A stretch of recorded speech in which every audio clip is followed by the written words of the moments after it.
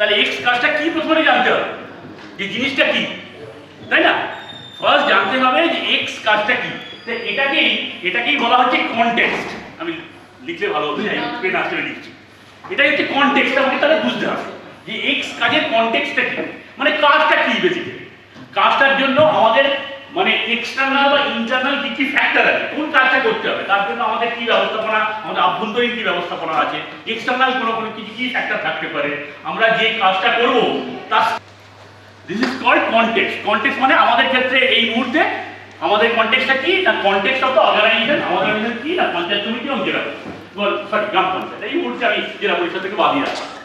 তাহলে প্রথম হচ্ছে ফার্স্ট স্টেপ হচ্ছে কনটেক্সট অফ দ্য অর্গানাইজেশন। যদি কাইন্ডলি যদি কেউ লেখার আমাদের ব্যবস্থাকে লিখে নিলে বেটার হবে, মানে আমিও লিখতে চাইছি। ফার্স্ট স্টেপ হচ্ছে হ্যাঁ context of the organisation. Context সবাই ক্লিয়ার তো? দেখুন ক্লিয়ার না হলে আমার সঙ্গে সঙ্গে প্রশ্ন করবে। এইটা যেখানে করতে গেলাম হঠাৎ করে অন্য কোনো একটা অনিবার্য কারণে সেটাকে আমাকে চেঞ্জ করতে হবে। এটা একটা ঝুঁকি। এই ঝুঁকিটা কিন্তু আমাদের আইডেন্টিফাই করে রাখতে হবে। কিন্তু এটা খুব রেয়ার। এই ঝুঁকি সাধারণভাবে এটা হয় না। এটা আজকে কোনো কারণে অনিবার্য কারণবশত এটাকে চেঞ্জ করতে হয়েছে, কিন্তু এটা একটা ঝুঁকি। অবভিয়াসলি নিশ্চয়ই মানবেন যে কোনো কারণে হয়তো তাহলে সেই ক্ষেত্রে আমার কি কোনো ব্যবস্থাপনা এরকম কি আমার নেওয়া আছে? যদি এরকম রিস্ক আমার থেকে থাকে তাহলে তার জন্য আমার কি কোনো প্ল্যান বি আছে? এইগুলো কিন্তু আগে থেকে ভেবার জন্য আমার কি কোনো ব্যবস্থাপনা আছে? এইগুলো হচ্ছে আপনাকে এই নতুনভাবে ব্যাপারটাকে ভাবতে হবে। তারপরে মনে করবো আরেকটা ঝুঁকির কথা, আমার তিনটে ঝুঁকির কথা মনে পড়লো। যদিও ফার্স্ট ঝুঁকি যেটা বললাম সেটা রেয়ার হবে। ঝুঁকির আবার অনেক ভাগ আছে। ঝুঁকিটা দেখতে হয় ঝুঁকিটা সিভিয়ারিটি কিরকম, মানে কত মারাত্মক হতে পারে, চেঞ্জ করতে হবে। এটা খুব রেয়ার অপেক্ষা। এটা সাধারণভাবে এটা ঘটে না। আপনি হয়তো এটাও করবেন যারা এতদিন ধরে ট্রেনিং মানে সংগঠিত করছেন, এরকম ঘটনা ওনার জীবনে হয়তো আজ প্রথম। তার মানে দিস ইজ রেয়ার অকারেন্স। কিন্তু এটা ঝুঁকি, কিন্তু এটা রেয়ার অকারেন্স। সেটার সিভিয়ারিটি কি হতে পারে না, আমি বলবো এটা মারাত্মকই হতে পারে। এনারা এত ভালো ব্যবস্থা করে ফেলেছেন এইটুকুনি সময়ের মধ্যে, এটা আমাদের কৃতিত্ব। কিন্তু আমি বলবো এরকম যদি অন্য কোনো জায়গায় হয় এটা কিন্তু ডিজাস্টার হয়ে যাবে। হঠাৎ করে এরকম অন্য কোনো জায়গায় খুঁজে নাও পাওয়া যেতে পারে।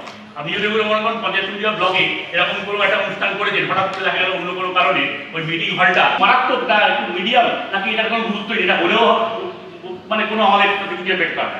আর ফোর্থ যে সবচেয়ে গুরুত্বপূর্ণ যে এই যে রিস্ক যদি আইডেন্টিফাইড হয়, এই রিস্কগুলো যখন ঘটবে আমার সিস্টেমে এগুলোকে প্রতিহত বা প্রতিরোধ করার মতো কি ব্যবস্থাপনা আছে।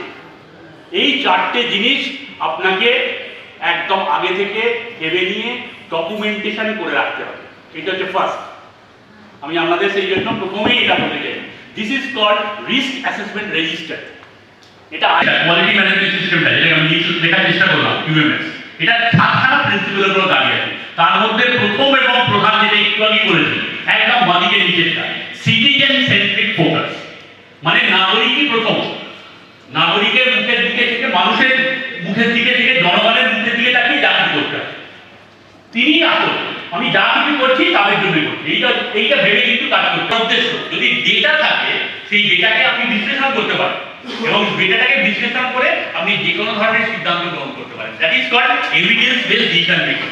আর last one is the relationship management. Relationship management মানে কি, নাগরিকের সঙ্গে পরিষেবা প্রদান করতে ঠিকই আছে, কিন্তু তার সঙ্গে আমি কি ধরনের রিলেশনশিপ, এবং শুধু নাগরিক নয় যারা সার্ভিসটা প্রোভাইড করছেন, একটা হেলথ, যেটা আমি একটু আগে বলেছিলাম, এনভায়রনমেন্টটাকে, এনভায়রনমেন্টের ক্ষেত্রে এই রিলেশনশিপ হয়তো জানা যাচ্ছে। এই যে ব্যাপারটা, তাহলে আমাদের ক্ষেত্রেও এই এক জিনিস। আমাদের আগে পঞ্চায়েত সমিতি বা গ্রাম পঞ্চায়েত, এরপরে যেটা হবে হলমার্ক করা গ্রাম পঞ্চায়েত। হলমার্ক ছাপ যেন গয়নার ক্ষেত্রে যেমন হলমার্ক ছাপ, আমাদের গ্রাম পঞ্চায়েত বা পঞ্চায়েত সমিতির ক্ষেত্রে একটা হলমার্ক ছাপটা করবে। যাতে করে কি হবে, সুবিধাটা কি হবে, মানুষের আস্থাটা বৃদ্ধি পাবে। মানুষের আস্থাটা বৃদ্ধি পাবে। মানুষ ভাববে যে এইটা আইএসও সার্টিফাইড, মানে এটা ইন্টারন্যাশনাল, যে vendor must be ISO certified. এরা বিভিন্ন সংস্থা কিন্তু এখন টেন্ডার করছে। তার মানে ঠিক আমি বলতে চাইছি যে তার মানে বিভিন্ন সংস্থা দেখতে চাইছে যে আমি যাকে দিচ্ছি, যার কাছ থেকে সার্ভিসটা নিতে চাই বা যা নিতে চাই, সেটা গুণগত মানটা কোন জায়গা। ফলে এই ব্যাপারটা আপনাদের ক্ষেত্রে, গ্রাম পঞ্চায়েতের ক্ষেত্রেও তাই। এরপরে দেখবেন ফান্ডিং এর ক্ষেত্রে বিভিন্ন যে ফান্ড আছে, সেই ফান্ডিং এর ক্ষেত্রেও হয়তো দেখবেন এরপরে জায়গায় যে আপনারা আইএসও 26 মার্চে যদি আমি ধরে নিলাম যে এই 6টি গ্রাম পঞ্চায়েত, আমি প্রথম যেহেতু ওনারাই আছেন, বাকিটা তো কেউ নেই, বা ওনারা ধরে নিলাম 26 মার্চে আপনি আইএসও সার্টিফাইড হলেন, সার্টিফিকেটটা পেলেন, তার ভ্যালিডিটি থাকবে 29 মার্চ অবধি। তারপরে আবার আপনাকে রিসার্টিফিকেশনের জন্য আবার এই প্রসেসটা করতে হবে। এবং সবচেয়ে বড় কথা, সেই 3 বছরও নয় কিন্তু, আমি এটা প্রথমেই বলে দিচ্ছি আপনাদের, 3 বছরের জন্য সার্টিফিকেশনটা পেলাম, ঠিক আছে, আমি যখন পরবর্তী সময় আরো বলবো স্টেপগুলো, তখন ক্লিয়ার করে দেবো।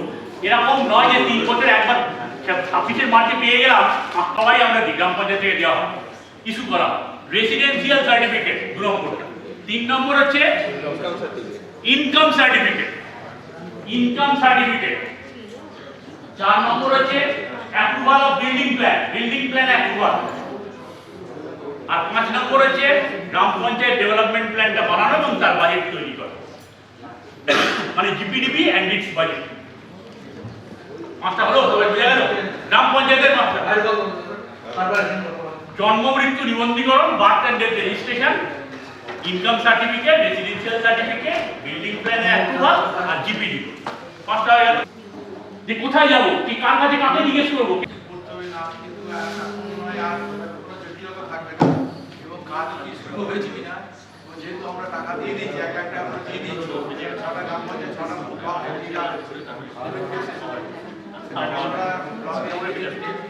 এবং যারা আপনারা আছেন কাজ হয়েছে আমাদের জানান, আমরা দেখতে যাবো সামনের সপ্তাহে বা এই সপ্তাহে।